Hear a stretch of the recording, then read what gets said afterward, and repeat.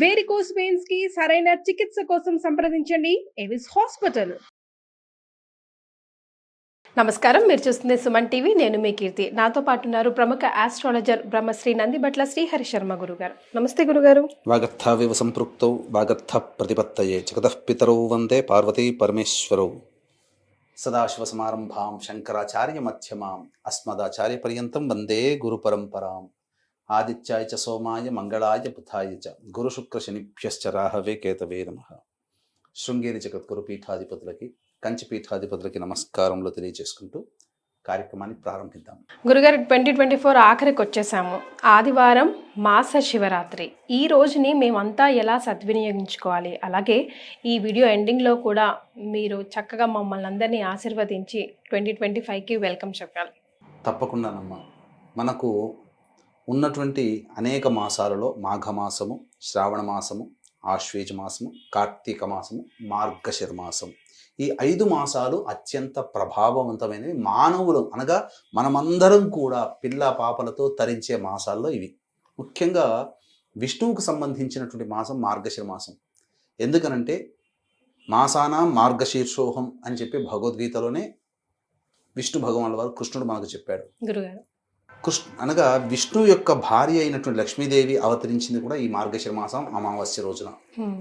పోతూ పోతూ ఈ 2024 సంవత్సరం ఆఖరి రోజులు మనకు అద్భుతమైన రోజులు ఇచ్చింది. ఒకటి శని త్రయోదశి 28వ తారీఖు, 29వ తారీఖు మాస శివరాత్రి, 30వ తారీఖు సోమవారము ప్లస్ అమావాస్య. ఎందుకు ఈ యొక్క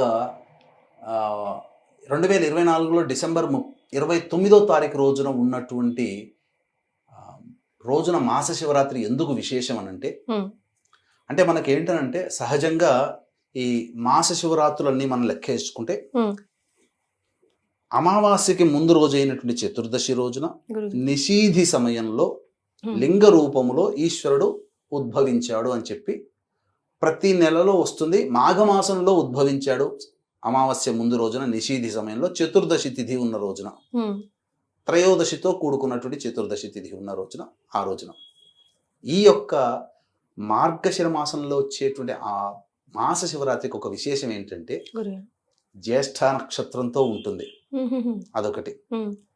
తర్వాత చతుర్దశి మొత్తం ఉందమ్మా ఆ రోజు, త్రయోదశి లేదు. 29వ తారీఖు తెల్లవారు జామున 3:33 త్రయోదశి తిథి వెళ్ళిపోతుంది. ఆ 29వ తారీఖు రోజంతా ఉండి మళ్ళీ 29వ తారీఖు మధ్యరాత్రి అయిన తర్వాత రాత్రి 4:50 30వ తారీఖుకి తెల్లవారు జామున 4:50 వరకు ఈ చతుర్దశి తిథి ఉంటుంది. ఇది చాలా ప్రత్యేకమైనటువంటి మార్గశిర మాసంలో వచ్చే మాస శివరాత్రిగా చెప్పవచ్చు.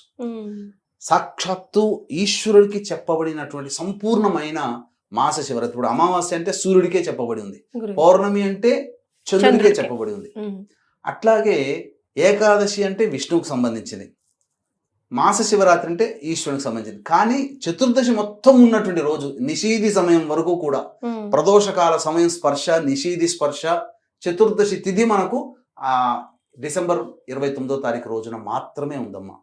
కాబట్టి ఆ రోజున ఈశ్వరుని ఎవరైతే ఆరాధన చేస్తారో వాళ్ళకి అద్భుతమైనటువంటి యోగాలు కలుగుతాయి. ఎందుకు అద్భుతం అన్నామంటే, అన్ని వారాలలోకెల్లా ఆదివారానికి ఒకటి ప్రత్యేకత ఉంది.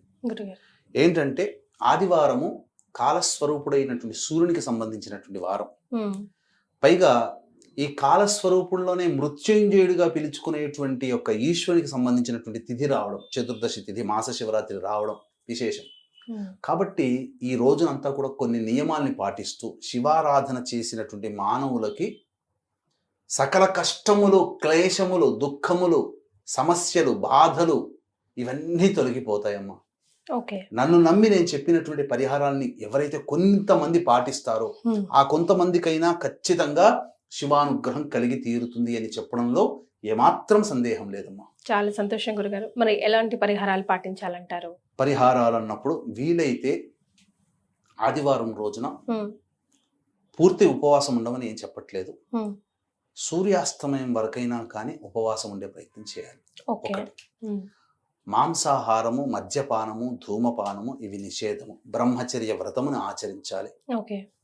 తర్వాత సూర్యోదయం కంటే ముందే లేచి కాలకృత్యాదులు తీర్చుకొని ఉదయిస్తున్నటువంటి సూర్యుడికి నమస్కారం చేసి సూర్యాష్టకం 6 సార్లు పారాయణం చేయాలి. చేసిన తర్వాత శివాలయానికి చేరుకోవాలమ్మా.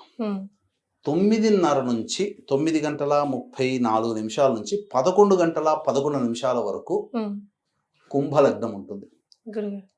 ఆ కుంభలగ్నం చాలా విశేషమైనటువంటిది. పైగా ఆ కుంభలగ్నంలో గురువు, చంద్రుడు అందరూ కూడా, శుక్రుడు, చాలా శుభగ్రహాలన్నీ కూడా శుభస్థానాల్లో ఉంటున్నాయి ఆ రోజున. ఆ 9:30 నుంచి 11:11 మధ్య కాలంలో శివాలయానికి చేరుకొని నవగ్రహాల చుట్టూ శివాయ నమః అంటూ 27 ప్రదక్షిణలు చేసి శివాలయంలో అభిషేకం చేయించుకోవాలి. అభిషేకం చేయించుకొని సమస్తమైన ద్రవ్యాలు, పంచామృతాలు తీసుకోవచ్చు, మంచినీళ్ళు, ఏది ఈశ్వరునికి ఇష్టమో అన్ని ద్రవ్యాలతో, విభూతితోనైనా కానీ చేయవచ్చు, చెరుకు రసంతో చేయవచ్చు, పళ్ళ రసాలతో చేయవచ్చు. ఇవన్నీ అభిషేకాలు చేసి ఇంటికి వచ్చేయాలి. ఇంటికి వచ్చిన తర్వాత సాయంత్రం పూట కొన్ని 2 చిన్న పనులు గనక చేస్తే అపారమైనటువంటి దయ కలుగుతుంది. శివానుగ్రహము కోటి వంతులో ఆయన అనుగ్రహం కలిగిన దాంట్లో కోటి, ఒక భూమి మీద ఒక ఆయన అనుగ్రహం కలిగింది. ఆ అనుగ్రహంలో 10 కోట్ల వంతు మనము పొందినా మన తర్వాత తరాల వాళ్ళు శివానుగ్రహంతో చక్కగా ఆనందంగా జీవించడానికి మార్గం సుగమమవుతుంది. ఆ శివానుగ్రహం కోసమే మనం కొన్ని పనులు చేయక తప్పదు. శివాజ్ఞ లేనిదే చీమైనా కుట్టదు. కాబట్టి ఆ సాయంత్రం పూట 2 పరిహారాలు అంటే వీక్షించేటువంటి ప్రేక్షకులు కూడా గమనించాల్సిన అంశం ఏంటంటే, ఈ యొక్క 2024 పోతూ ఇంతకుముందు చెప్పుకున్నట్లుగా శని త్రయోదశి, మాస శివరాత్రి, సోమవారము ప్లస్ అమావాస్య, సోమవతి అమావాస్య, ఆ రోజున లక్ష్మీ అమ్మవారు జన్మించినటువంటి రోజు కూడా. కాబట్టి 12 రాశుల వారికి కూడాను శని త్రయోదశి రోజున, అనగా 2025లో శని మారుతున్నాడు కాబట్టి 12 రాశుల వారికి కూడా ఈ యొక్క శని ప్రభావం అనేటువంటిది ఉంటుంది. కాబట్టి శని దోష పరిహారార్థమై శనీశ్వర హోమములు, అఘోర పాశుపత మంత్ర హోమాలు, అలాగే ఈ సంబంధించినటువంటి వివాహం కాని అబ్బాయిలకి అమ్మాయిలకి సంబంధించి 28వ తారీఖు రోజున మధ్యాహ్నం 3 గంటలకు ప్రారంభమవుతుంది. 1 గంట వరకు నమోదు చేసుకోవచ్చు గోత్రనామాదులు. అలాగే వీటికి పర్ హెడ్ 1500. అలాగే సోమవారం అమావాస్య రోజున సమస్త శత్రుబాధలు తొలగడం కోసమే బగళాముఖి, ప్రత్యంగిర, ధూమవతి, లక్ష్మీ కమలాత్మిక జన్మించినటువంటి రోజు. దశమహావిద్యల్లో కమలాత్మికాదేవి 10వ విద్య. ఆ కమలాత్మిక హోమము అనేటువంటిది జరిపించడం జరుగుతుంది. వీటికి కూడా పర్ హెడ్ 1500. అవకాశం ఉన్న వాళ్ళు కార్యక్రమ తదనంతరం కాంటాక్ట్ చేసి మీ గోత్రనామాలు నమోదు చేసుకోవచ్చు. ఇక ఏంటా పరిహారం అని అంటేనమ్మా, ప్రతిరోజు కూడా ఒక రాహుకాలం ఉంటుంది కదమ్మా. ఆదివారం నాడు ఉన్నటువంటి రాహుకాలము చాలా ప్రత్యేకమైంది, చాలా శక్తివంతమైనటువంటిది. ఉగ్ర రూపాన్ని పొందినటువంటి నరసింహమూర్తిని శాంతింప చేయడం కోసం అంతరిక్షంలో హోరాహోరీగా ఈశ్వరుడు శరభేశ్వర రూపాన్ని సంతరించుకొని అతని యొక్క దుష్ట శక్తిని నిర్మూలించాడు.